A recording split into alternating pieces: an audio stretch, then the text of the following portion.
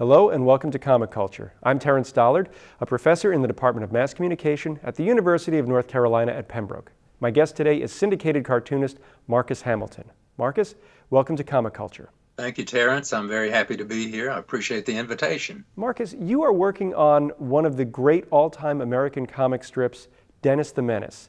And this is a strip that was created by Hank Ketcham. I was wondering if you could tell us how you got involved in this strip. Well, let's see. Where do I start? Actually, I was an illustrator for 21 years.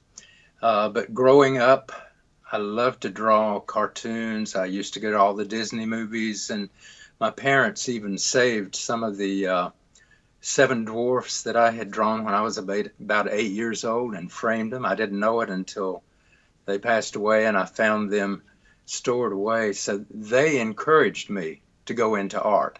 My heroes were Walt Disney and Norman Rockwell. I either wanted to work at Disney Studios or be an illustrator like Norman Rockwell. Went to Atlantic Christian College in Wilson. You may be familiar with that. It's now Barton College. Majored in commercial art. And my wife Kay and I, we were married going into my junior year, and she worked to pay all of our bills while we were there.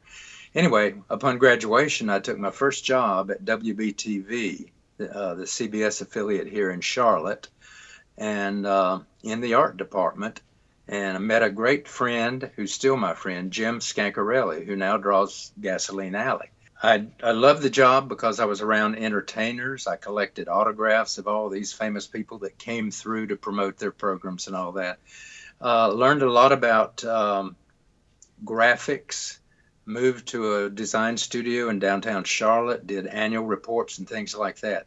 But on my own, I wanted to be an illustrator. That was still in the back of my mind because I'd already sent some samples of my work to Disney Studios.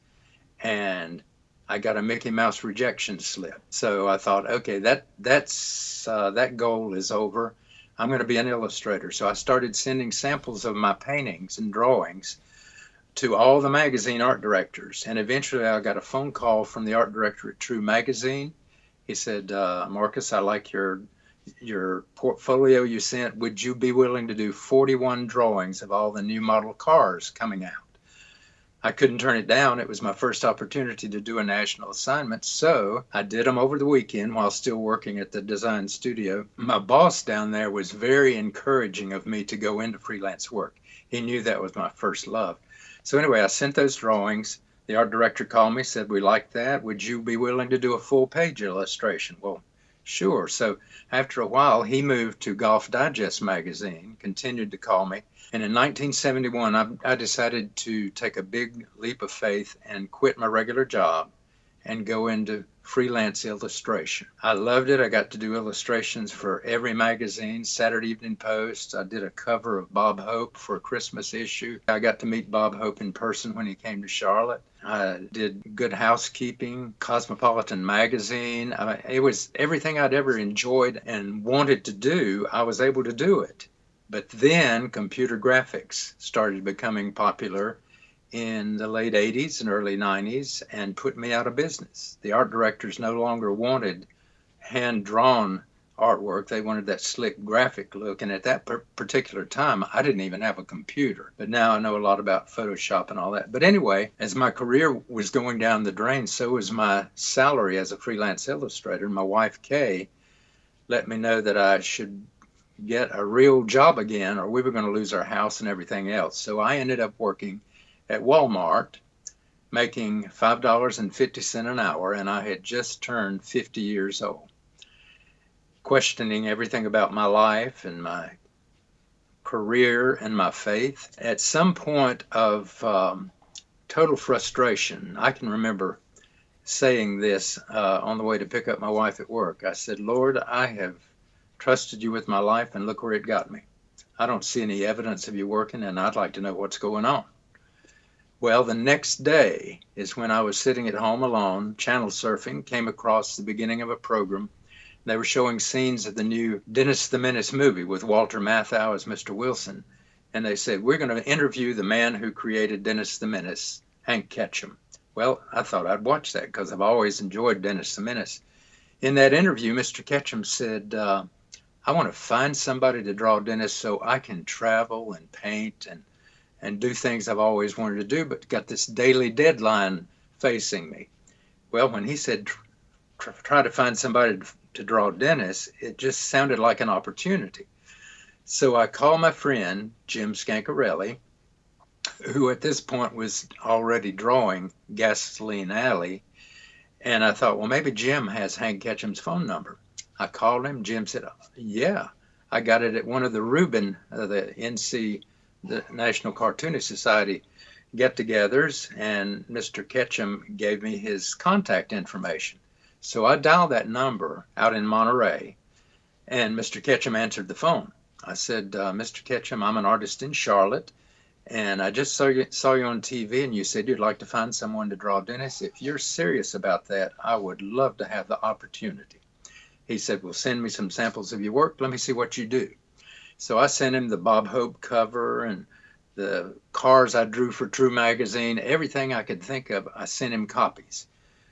A couple weeks later, I got a big white envelope in my mailbox out here in Mint Hill, North Carolina, where we live now, and had Dennis the Menace on the envelope, and I couldn't open it. It was just, my heart started beating a little faster because it wasn't a rejection slip, I could tell. So I thought, I'm going to let my wife open that. So I was driving over to pick her up. Got to the first stoplight. I couldn't wait any longer. I pulled off the road and opened that envelope, and there was 4 typewritten pages from Mr. Ketcham. He said, Marcus, I like your work. If you're serious about pursuing Dennis, show me how you would draw him in 4 different scenes. And he gave me the gags or the captions to go by. I was so excited, I couldn't believe it. I rushed around to bookstores trying to find any comics of Dennis the Menace so I could see how to draw him. I did those 4 sketches and sent them off to Mr. Ketcham. Anxiously awaited a reply. A week later, another big white envelope. I pulled out all of my drawings. Mr. Ketcham had crossed out everything I had done. And out to the side, he had written comments on how I could improve my drawing to look more like his. Well, it was not discouraging in any way. It was exciting because here was one of the most respected cartoonists in the business willing to take a chance on a total stranger he had never met.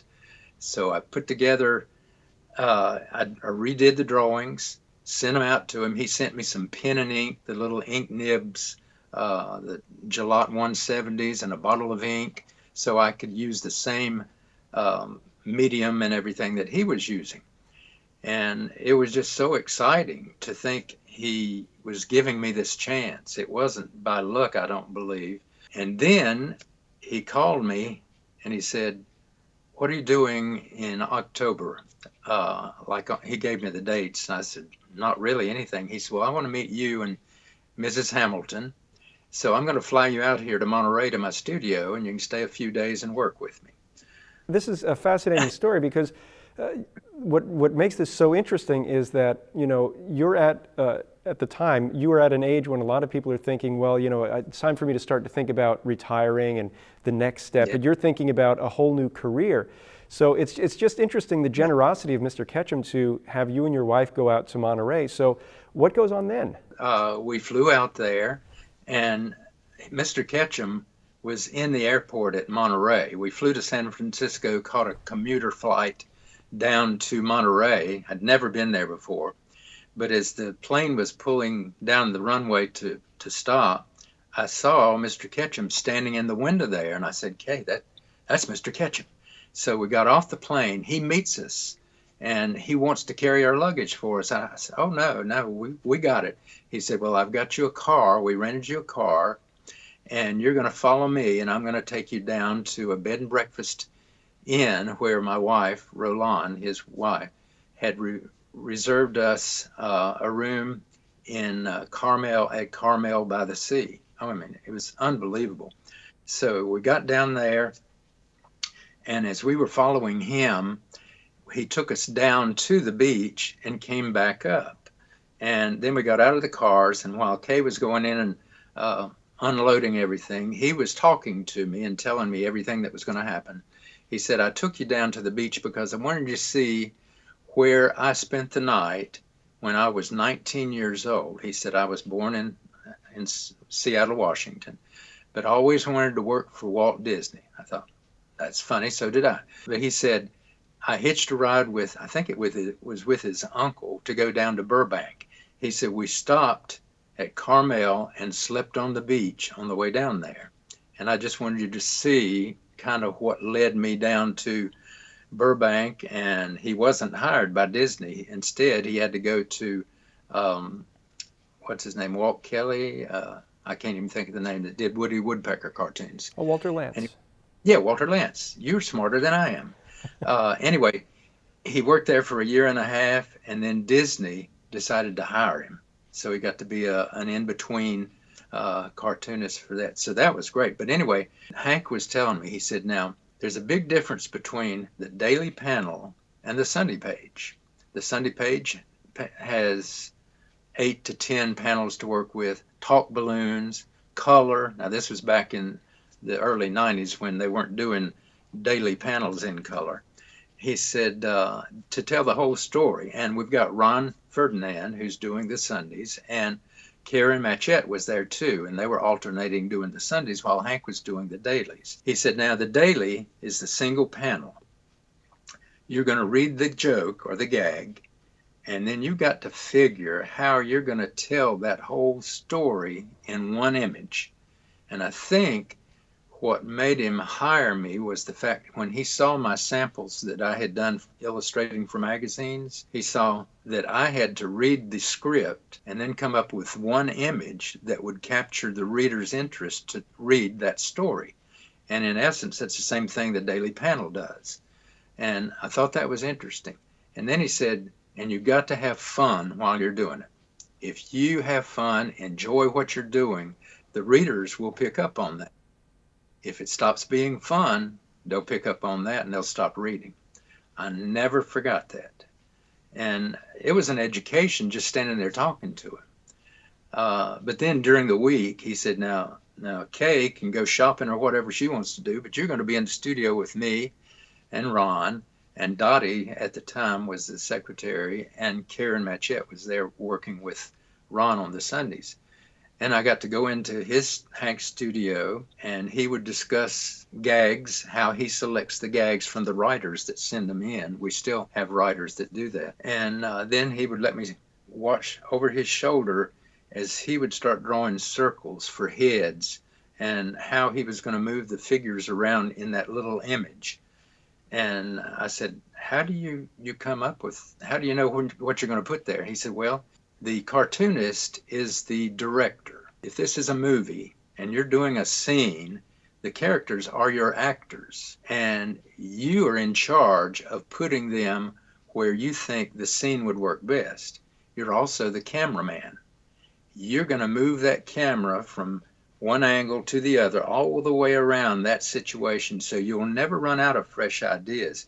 And as you move and put those characters in different positions, you are going to sense which one works the best for you to get that gag.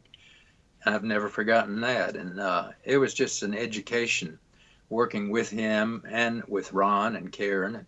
Then after that, when I got back home, I had done a few drawings while I was there in his studio based on how I wasn't next to him. He was in his studio and I was at my drawing table. He would come out and look at what I had done. And I also kept some of his reference panels up there so I could see how I was drawing. And he came over and he said, Henry's nose is too long. I said, well, that's your panel. I didn't do that. Oh, I shouldn't have said that. But then he invited Kay and me to go eat dinner at his home in Pebble Beach. And while we were there, we got to meet Roland, his wife, and he ended up telling her what had happened when he noticed Henry's nose was too long, and I told him he drew it. And she thought that was so funny, thank goodness. But he had a great sense of humor.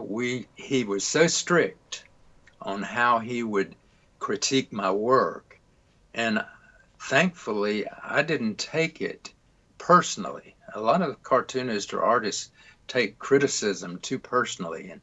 And but I remember one one that I worked on, it was, this is after he started having me do it.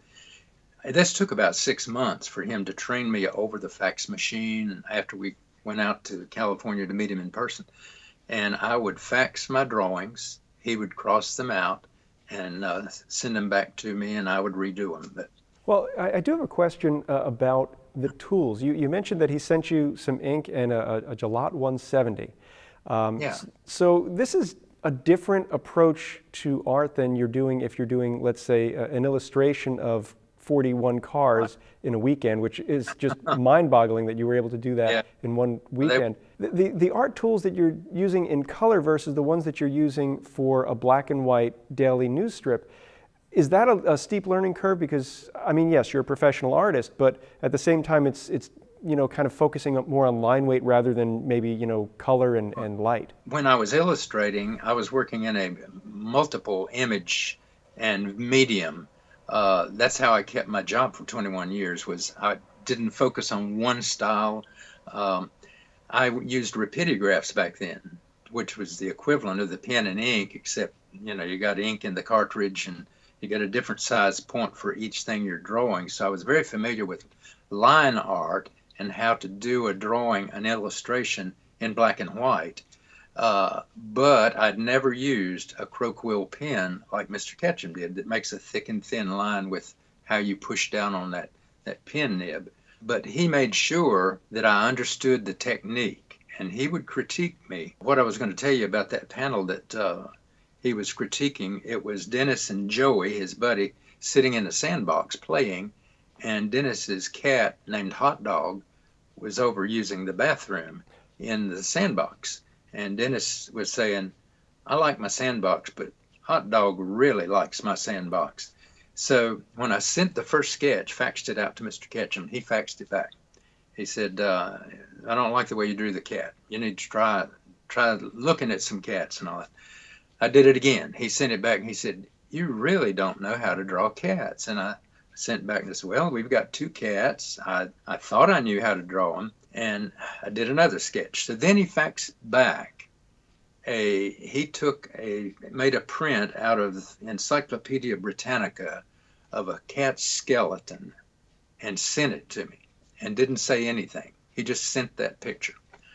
I looked at it, and so I did the drawing again with Dennis and Joey in the sandbox and put a skeleton over in the corner of the cat and faxed that to him. And I worried for 2 hours that I should never have done that.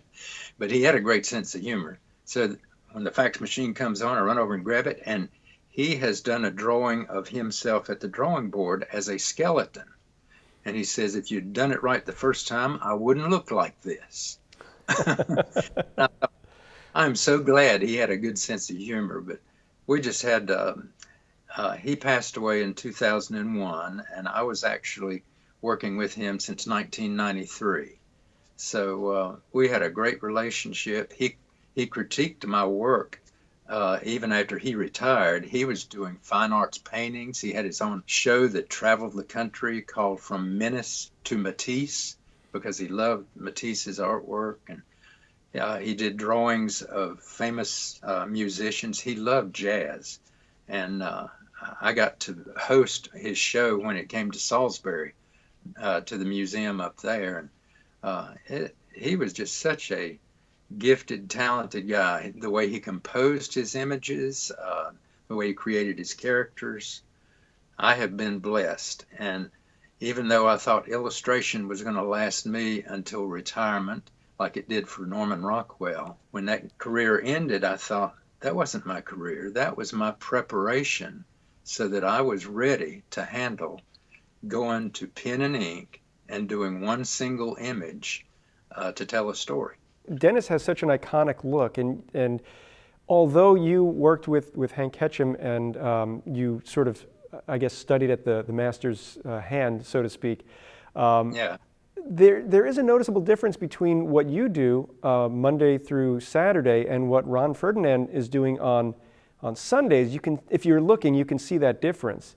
And you can Yeah. also see the difference in the new artist who seems to be coming on board, which is I believe Scott Ketcham? Yes. Well, everybody has their own way of drawing in the style, even though you are copying or mimicking Hank Ketcham's drawings, you have your own way of doing and seeing things. And Ron has a neat style. His is looser than mine, and I like it. In fact, when I came out to visit Mr. Ketcham for the first time, and it was time for me to go home, after being there 3 or 4 days, I said, could I possibly have one of your original daily panels?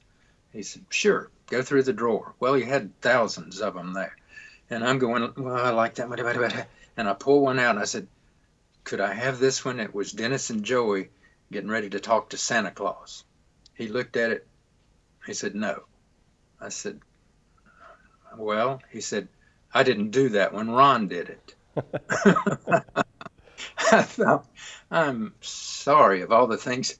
I've embarrassed myself so many times with him already. Ron's style, he was training Ron to do the dailies and Karen, and he let Karen go when he hired me, and I felt so bad about that. But here again, Jim Scancarelli, who's had an influence on everything since he had Hank Ketcham's phone number and worked with me at my first job, he also was getting phone calls, Jim was, from these different magazines like, well, Fred Laswell wanted to get an assistant to do Snuffy Smith at one time, but he lived in Florida.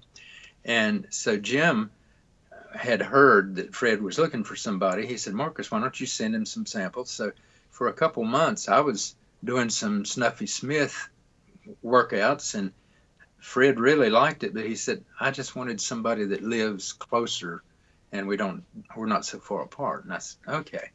Then Jim calls me and he said, the Flintstones need an illustrator because they're letting the other one go. And so I started trying out for that and did several of the Flintstones strips. And the guy in New York, I can't remember his name, he liked it. In fact, he was going to hire me, and that was after I saw Hank on TV. And when we flew out to Monterey to meet Mr. Ketcham, one of my first questions was, I've been given the opportunity to draw the Flintstones. Do you think I could do that and Dennis? He said, absolutely not. He said, you're going to be so busy drawing Dennis, you're not going to have time to do another comic strip. I said, okay, that's all I needed to know. So anyway, while we were there, eating lunch and all that, Ron, Karen, Dottie, and myself and Kay went out on the dock there in Monterey and ate at one of the restaurants. Hank went to eat with the old guys, the other cartoonists that lived in Monterey. And while we were there, I was talking to Karen. She's such a nice, talented young lady, and I felt so bad when I found out that Hank was going to let her go. I said, what are you going to be doing? She said, I guess freelancing or something. And I said, how would you like to draw the Flintstones? She said, you're kidding. And so when I got back, I called the art director and I said, you got the perfect person that could do this because she's been doing Sunday Dennis's. And he said, really? So he hired Karen after she left Hank's, and she did the Flintstones for a while. That was when the movie was coming out too. But she's still doing great artwork, freelancing. She worked on For Better or For Worse with Lynn Johnston. So she's very talented and well respected. And so is Ron. I was wondering if there's a strip that really stands out to you during your career working on Dennis the Menace, one that you still look back at and say, wow, I really had some lightning in the bottle. Well, there's several that have stuck in my head, but one that really, it wasn't so much the actual drawing as the subject. It was right after 9/11. And I think it was one of the cartoonists, I can't think of who it was, he came up with the idea that all the cartoonists would do a tribute to those who had lost their lives during the 9/11. But because we are 8 weeks ahead, we couldn't do it like an editorial cartoonist the next day or the same week. He said, why don't we do it on Thanksgiving Day? We'll just have the cartoons all paying tribute to those that went through that terrible experience and lost loved ones. And so I did Dennis, his mom and dad, kind of like they were praying, and the flag in the background. And then they auctioned all of the artist's work off. And that one piece brought $5,000. I couldn't believe it, but they got over $50,000 for all the cartoons that were donated by the cartoonist. And that money was given to the fund that was supposed to help the families of those who had lost loved ones. And that one probably meant more to my heart than any. Art-wise, I don't know. Well, Marcus, they're telling us that we're out of time. I do want to say, I mean, it's amazing that comics in the newspaper make us laugh, but they also touch our hearts. And it's amazing that the one that stands out to you is one that paid tribute to such a tragic event in our country. But Marcus, I do want to say thank you so much for taking time out of your schedule to talk with me today. Thank you. I appreciate the time, Terrence, and I've enjoyed talking with you. I wish I'd given you more time to talk back. I'd like to thank you at home for watching Comic Culture. We will see you again soon.